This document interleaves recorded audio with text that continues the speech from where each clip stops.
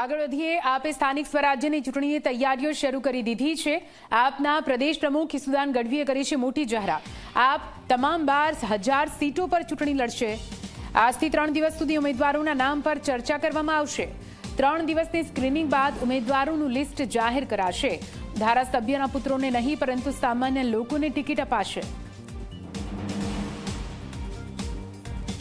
સ્થાનિક સ્વરાજ્યની ચૂંટણી નગરપાલિકા, તાલુકા, જિલ્લા પંચાયત અને મહાનગરપાલિકાની ચૂંટણી આવી રહી છે, જેમાં આમ આદમી પાર્ટી તમામ 12,000 સીટ પર લડવાનું નક્કી કર્યું છે. જેના અનુસંધાને અમારે 7 ઝોન છે.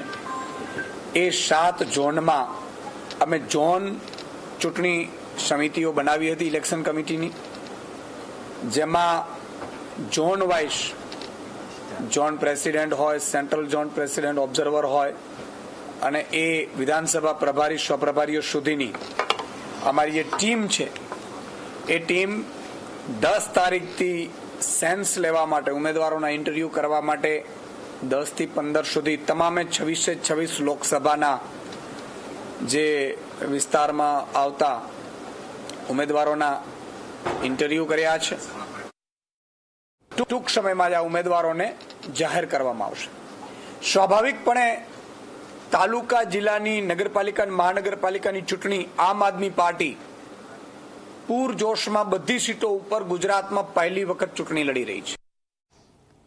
વડોદરામાં બીસીએ ચૂંટણી અંગે હાઈકોર્ટે મોટો ચુકાદો આપ્યો છે. અરજદારની અરજીને મંજૂર કરવામાં આવી છે.